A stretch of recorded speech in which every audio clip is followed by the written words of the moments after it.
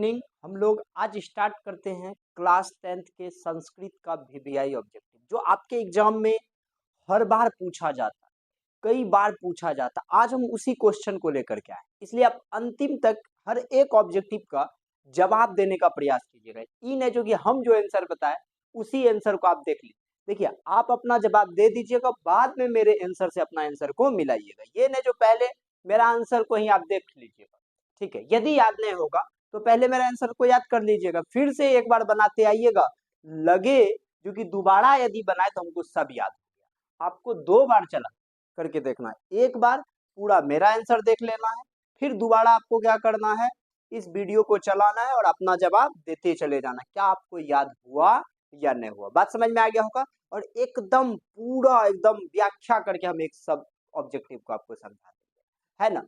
चलिए यहाँ पे देखिए क्या कहता है, Sanskrit class 10th VVI objective. इस ऑब्जेक्टिव में हम लोग संस्कृत के ऑब्जेक्टिव को देखेंगे। बात समझ में आ गया होगा, किसके ऑब्जेक्टिव को देखेंगे, संस्कृत। और पता है विद्यार्थी को सबसे ज्यादा संस्कृत में डर लगता है, और आप मेरे चैनल से यदि जुड़ रहे हो ना, आप याद रखना संस्कृत आपके लिए हलवा बना देंगे, हलवा।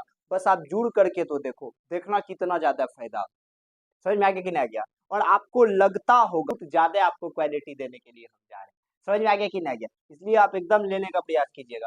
Sanskrit class 10th VVI objective कहता है 2025 परीक्षा के लिए इससे बाहर एक भी प्रश्न नहीं आएगा। ठोक के दबा देते, एक भी प्रश्न बाहर नहीं आएगा, याद रखिएगा। आप एकदम ठोक करके याद रख लीजिए। चैप्टर फर्स्ट और सेकेंड से हम इस ऑब्जेक्टिव को लाए, इसमें आपको दूसरा चैप्टर के अलावा किसी से भी ऑब्जेक्टिव नहीं मिलेगा। और यही दोनों का गुड ऑब्जेक्टिव, समुद्र मंथन करके इस ऑब्जेक्टिव को हम लाए। ऑब्जेक्टिव का मतलब ही होता है समुद्र मंथन। यदि समुद्र को मथा गया था तब कुछ जा करके अमृत मिला था। और यहाँ पे हम लोग जब समुद्र को मथते हैं ना, पूरा बुक को मथते हैं, तब जाके ये ऑब्जेक्टिव को निकाल करके आपके लिए लाते हैं ना। चलिए, कहता क्या है, पहला क्वेश्चन देखिए क्या है, आपको जवाब करना है ना, यदि आप जानते हैं तब।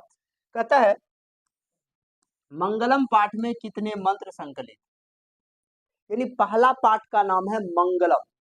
मंगलम पाठ में कितने मंत्र, तो याद रखिएगा मंगलम पाठ में कुल मंत्रों की संख्या 5। कितना मंत्र है, मंगलम पाठ में कुल मंत्रों की संख्या कितनी है, 5 है। अब आप एक बात देखिए, आपके पास ऑप्शन है 1 2 3 5। आप किसको टिक करोगे, 5 को, यानी डी नंबर आंसर। अच्छा से हो गया। तो मंगलम पाठ में कुल मंत्रों की संख्या 5 है। कोई दिक्कत किसी को, जरा सा भी हुआ है, मंगलम पाठ में मंत्रों की संख्या 5 है, कोई दिक्कत। चलिए अब आगे चलते हैं क्वेश्चन नंबर 2 में। क्वेश्चन नंबर 2 क्या कहता है, मंगलम पाठ कहाँ से संकलित है। संकलित का मतलब आखिर लाया कहाँ से उसको गया है। जैसे आप आए होंगे ना, आपको पिताजी लाए, माँ जी लाए, तो वही बात पूछता है मंगलम पाठ आखिर आया कहाँ से है, ये आपको बताना है। क्या वेद से आया है, क्या पुराण से आया है, क्या उपनिषद से आया है, क्या वेदांग से आया है। आपको वेद पुराण, देखिए वेद कितने होते हैं, वेद 4 है, पुराण कितना 18, वेदांग कितने हैं 6। तो आप बताइए, ये जो है ना वेद से आया, ना पुराण से, ना वेदांग से, ये आया है तो आया है केवल उपनिषद से। मंगलम पाठ कहाँ से लिया गया है, तो उपनिषद से लिया गया है। याद रहेगा, मंगलम पाठ कहाँ से लिया गया है, उपनिषद से।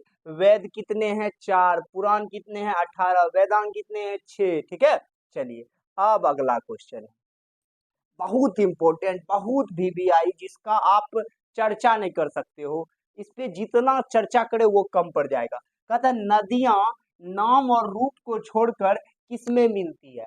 आखिर नदी जो मिलता है वो नाम और रूप को छोड़ देता है, और मिलता किसमें है, क्या समुद्र में मिलता है, क्या मानसरोवर में मिलता है, क्या तालाब में मिलता है, क्या झील में मिलता है। याद रखिएगा, नदियां नाम और रूप को छोड़ करके अपना नाम और रूप भूल जाता है और जाकर के समुद्र में मिल जाता है, और अपने नाम, उसको अपने नाम का प्रवाह नहीं रहता है, और जाकर के मिलता कहाँ है, समुद्र में। समझ में आ गया कि नहीं गया, नदियां। और एक बात आपको याद रखना पड़ेगा, आपको बड़ा बनना है तो किसी में आपको विलीन होना पड़ेगा, किसी को अपना सब कुछ मानना पड़ेगा, किसी के पीछे आपको सर्वस्व लुटाना पड़ेगा, है ना। तो नदियां नाम और रूप को छोड़कर समुद्र में मिल जाती। क्वेश्चन एकदम दिमाग में ठोक लो, इस बार तो पूछेगा ही पूछेगा, देखना हमारा याद आएगा आपको। समझ में आ गया कि नहीं आ गया। चलिए अब नेक्स्ट क्वेश्चन पे चलते हैं। कहता है क्वेश्चन नंबर 4, महान से भी महान क्या है? जो खूब महान है, जो महानों में महान है, जिसके बाद दूसरा कोई महान नहीं है, वह क्या है? तो कहता है महान से भी महान कौन है? ऑप्शन है आत्मा, देवता, ऋषि, परमात्मा। आप याद रखना, यदि दुनिया में सबसे ज्यादा कोई महान है, आत्मा है। कौन है? कहता है कि love happens with soul and soul is immortal, so love is immortal. प्यार आत्मा से होता है, आत्मा अमर है, इसलिए प्यार अमर है। याद रखिएगा, प्यार मरता नहीं है, एक जाता है दूसरे से होता है, ये पहले कह दिया गया है ना? याद रखिएगा, love happens with soul and soul is immortal, so love is. दुनिया का सबसे अच्छा यदि कोई है तो आत्मा। आत्मा मरता नहीं है, कभी नहीं मरता है। समझ में आ गया कि नहीं आ गया? आत्मा मरता ही नहीं है, याद रखिएगा, ठीक है? तो महान से भी महान यदि कोई है तो वह आत्मा है। महान से भी महान यदि कोई है, सबसे ग्रेटेस्ट कोई है तो आत्मा है, जिसको हम लोग सोल कहते हैं। एकदम क्लियर हो गया होगा। चलिए नेक्स्ट क्वेश्चन में चलते हैं। कहता है सत्य का मुख किस पात्र से ढका हुआ है? आप याद रखिएगा, सत्य धर्म की प्राप्ति के लिए एक बात याद रखिएगा, दुनिया में सही और गलत ये रहेगा। जब तक दुनिया रहेगा तब तक गरीब और अमीर रहेगा, क्योंकि गरीब और अमीर एक दूसरे का पूरक है। जब तक दुनिया रहेगा तब तक छोटा और बड़ा रहेगा, क्योंकि यह दोनों एक दूसरे का पूरक है। जब तक दुनिया रहेगा तब तक गुरु और शिष्य रहेगा, क्योंकि यह एक दूसरे का पूरक है। जो गरीबी को मिटाने आएगा खुद मिट जाएगा, क्योंकि गरीब और अमीर संसार में रहेंगे भी, कितनों बड़ा दुनिया क्यों ना बन जाए। समझ में आ गया कि नहीं गया? गरीबी को आप समाप्त नहीं कर सकते, अमीरी को आप समाप्त नहीं कर सकते, क्योंकि गरीबी और अमीरी एक दूसरे का पूरक है। याद रखिएगा। यहाँ क्या कहता है? सत्य का मुख किस पात्र से ढका हुआ है? सत्य का मुख किस पात्र से? क्या हिरण्मयी पात्र से, मिरन्मय पात्र से, रजतमय पात्र से, ताममय पात्र से? आप याद रखिएगा, सत्य का मुख हिरण्मयी पात्र से ढका हुआ, इसलिए सत्य धर्म की प्राप्ति के लिए कहता था इसको हटा दिया जाए। क्लियर हो गया? सत्य का मुख हिरण्मयी पात्र से ढका हुआ था। अब क्वेश्चन जो है ना, ये इतना खूबसूरत क्वेश्चन है, सो ब्यूटीफुल, नहीं कहता लुकिंग लाइक अ वाह, वो वाला क्वेश्चन है ये। अणु से भी सूक्ष्म होता है, अणु से भी सूक्ष्म, अणु से भी जो सबसे छोटा होता है वो क्या होता है? क्या दानव होता है? क्या मानव होता है? क्या पशु होता है? क्या आत्मा होता है? आप याद रखिएगा, सबसे जो छोटा होता है वो आत्मा होता है। वो क्या होता है? आत्मा। अणु से भी छोटा आत्मा होता है। अणु से भी छोटा क्या होता है? आत्मा होता है। याद रहेगा कि नहीं रहेगा? चलिए अब चलिए, अब एक क्वेश्चन है, बाप रे बाप, इसका तो जवाबे जोड़ना है, इतना मस्त क्वेश्चन है और इतना इंपॉर्टेंट क्वेश्चन है। कहता है पटना का इतिहास कितना वर्ष पुराना है? आखिर पटना का जो हिस्ट्री है कितना वर्ष पुराना, कितना पुराना है पटना? तो आपके पास ऑप्शन है 25 वर्ष, 2000, 1500 और 100 वर्ष। आप याद रखिएगा, जीवन भर इतिहास जो है पटना का वो 2500 वर्ष पुराना है। कितना वर्ष पुराना है?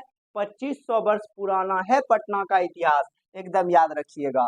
अब जो है क्वेश्चन, इसका तो जवाब नहीं है, काहे कि हम लोग चीन के जो है अच्छे यूजर हैं। और पूछता है, एक बात याद रखिएगा, यूनान का राजदूत कौन था?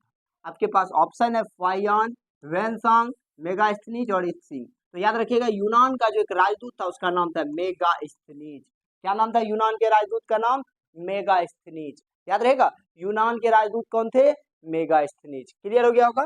चलिए अब बड़ा बढ़िया क्वेश्चन, बाप रे बाप, एकदम मस्त का क्वेश्चन है। कहता है पटना नगर की पालिका देवी कौन है?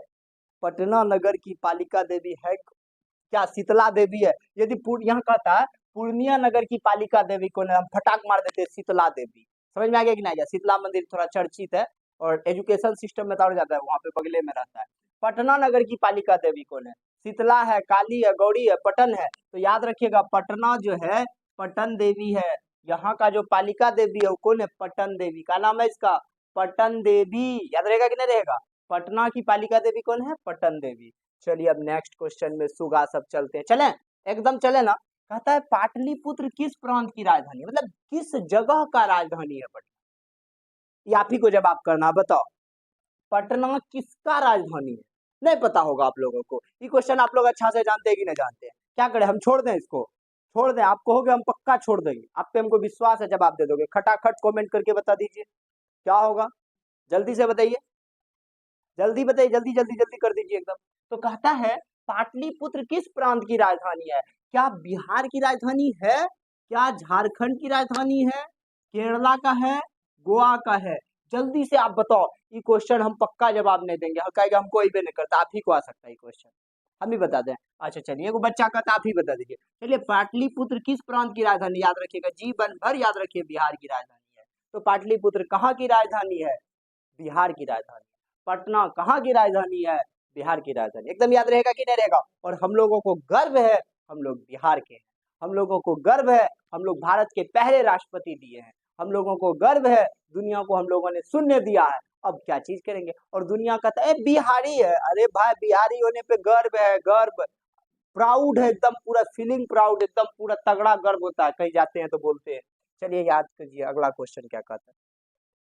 कहता है पटना में कौमुदी महोत्सव कब मनाया जाता है? हर एक वंश, पहले तो वंश चला आता था, तो पटना में जो कौमुदी महोत्सव का हाँ फंक्शन होता था वो किस काल में होता है? गुप्त वंश में, मुगल वंश में, अशोक के समय में, अंग्रेज के समय में? याद रखिएगा, पटना में कौमुदी महोत्सव जो मनाया जाता था ना, वो गुप्त वंश के काल में मनाया जाता था।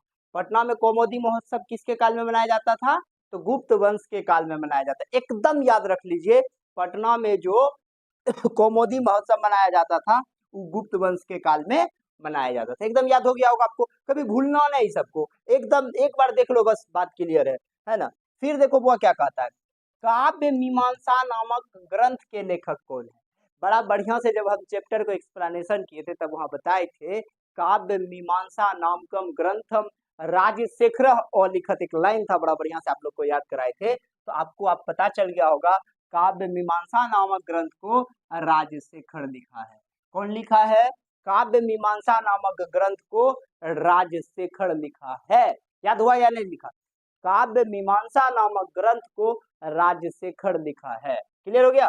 चलिए, अब ये क्वेश्चन तो सांसारिक जीवन में भी यूज होना चाहिए। इस क्वेश्चन को तो एक बड़े प्लेटफॉर्म पे ले जाना चाहिए, केवल सिलेबस के दृष्टि से नहीं देखना चाहिए, हर एक लोगों को जानना चाहिए किसकी विजय नहीं होती है, मतलब कौन कभी नहीं जीत सकता है, ये आपको बताना है। कभी नहीं जीतने वाला लोग, क्या सत्य कभी नहीं जीतता है? सत्य जीतता है, बहुत परेशान होता है। सत्य जीतता है, बहुत परेशान होता है। असत्य हारता है, स्टार्टअप में बहुत मौज करता है। समझ में आ गया कि नहीं आ गया? एकदम आप याद रखिएगा, सत्य जीतता है लेकिन परेशान होता है। धर्म का बात छोड़ दीजिए, धर्म का अपना एक बात होता है, धर्म जीत नहीं सकता है, धर्म लोगों की एक स्वतंत्रता है, जिसको जो धर्म मानना है वो माने, इसमें जीत और हार की बात नहीं हो सकती है ना। कहता है किसकी विजय नहीं होती है? आप याद रखिएगा, धर्म जीत सकता है अपने आप में, सत्य भी जीत सकता है, लेकिन असत्य कभी नहीं जीत सकता है, यह 100% गारंटी है। असत्य कभी जीत ही नहीं सकता है, यह हमारा दावा है। तो कहता है किसकी विजय नहीं होती है? सत्य की, असत्य की, धर्म की या सभी की? आप याद रखिएगा, असत्य का कभी विजय नहीं हो सकता है, असत्य कभी नहीं जीत सकता है। एकदम याद कर दीजिए। चलिए नेक्स्ट क्वेश्चन। हाँ, अब यहाँ पे क्या है, महान से भी महान क्या है? जो दुनिया का सबसे महान है वो क्या है? आप याद रखिएगा, महान से भी महान आत्मा है। शायद ये क्वेश्चन रिपीट हो गया, पहले भी हम दे चुके थे, है ना? चलिए कोई दिक्कत नहीं। अब कहता है कौमुदी महोत्सव किस ऋतु में मनाया जाता है? जैसे देखिए, ऋतु जो होते हैं ना, अलग अलग समय में होता है, जैसे बसंत ऋतु हो गया, शरद ऋतु हो गया, ग्रीष्म ऋतु ऋतु हो गया, नहीं हो जाता है? तो बहुत सारे ऋतु है। तो अब एक बात समझो, कौमुदी महोत्सव का जो पर्व होता था वो किस ऋतु में होता था? तो आप याद रखिएगा, इस शरद ऋतु में होता था। कौमुदी महोत्सव का पर्व कब होता था? तो शरद ऋतु में होता था। याद रहेगा, कौमुदी महोत्सव का पर्व कब होता था बुआ? शरद ऋतु में। एकदम याद रखिएगा, कभी भूलिएगा नहीं। अब क्वेश्चन है, पटना किस नदी के किनारे बसा हुआ है? ऑप्शन है आपके पास। पटना जो है, फिर से सुनिएगा, पटना किस नदी के किनारे बसा हुआ है? क्या गंडक नदी के किनारे है? क्या सोन नदी के किनारे है? क्या गंगा नदी के किनारे है? क्या कोसी नदी के किनारे? आप जवाब दो हमको, पटना किस नदी के किनारे बसा हुआ है? तो याद रखिएगा, पटना गंगा नदी के किनारे बसा हुआ। किस नदी के किनारे बसा हुआ है? गंगा नदी के किनारे। याद रहेगा कि नहीं रहेगा? पटना गंगा नदी के किनारे बसा हुआ है। एकदम याद हो गया होगा। और बहुत बढ़िया लोग वहाँ जाते हैं, स्नान उस्नान करते हैं, पवित्र होते हैं। और याद रखिएगा, गंगा में स्नान करने से लोग पवित्र होते हैं, इसको कोई काट नहीं सकता है, याद रखिएगा। लोग कहता है पाप मन करता है और हम लोग शरीर को धोते हैं, ठीक है, यह बात सही है। मन पवित्र यदि करना तो आपको एक बार जाकर के गंगा में स्नान करना है। इस पर हम एक व्याख्या करके एक टॉपिक बना देंगे, हमको क्वेश्चन बताना है, लेकिन गंगा में स्नान करने के बाद मन पवित्र होता है, इसका प्रमाण भी हम आपको दे देंगे, है ना। कहता है सिखों के 10वें गुरु कौन?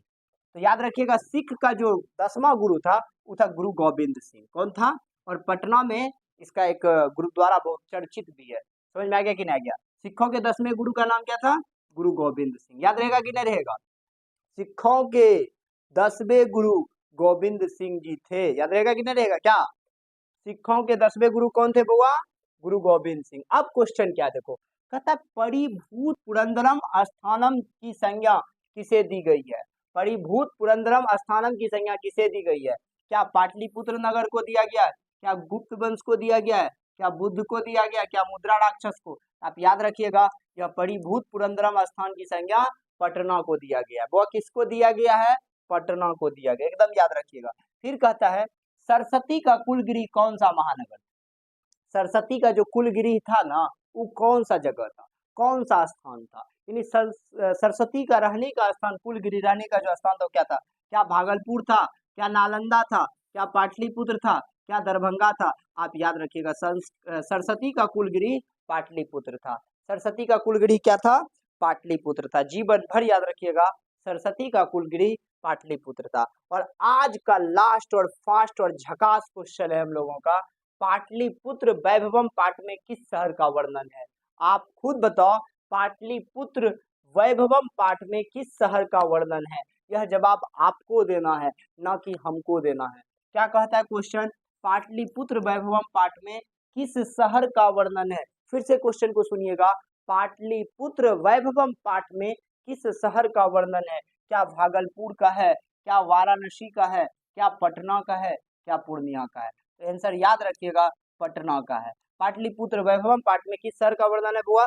पटना का। यहाँ तक शायद आपको बहुत अच्छा लगा होगा। यदि लगा होगा तो खूब दूर तक इसको पहुंचाइए, जितना दूर तक हो सकता है पहुंचाइए। मेरे पास भी एक अलग सा एनर्जी आएगा जब आप इसको खूब दूर तक पहुंचाइएगा, हमको भी अच्छा लगेगा। समझ में आ गया कि नहीं गया? जब दोनों तरफ से कुछ मिलता है तो बहुत मजा आता है। और आपको जिस भी टॉपिक पे वीडियो चाहिए आप जरूर कमेंट किया करो, हम पक्का उस टॉपिक पे वीडियो बनाएंगे। और शेयर करना आपका काम रहेगा, जम के शेयर कीजिए, जम करके देखिए, अपना प्यार दीजिए, हम अपना दे रहे हैं। मिलते हैं हम लोग नेक्स्ट वीडियो में, तब तक के लिए बाय बाय।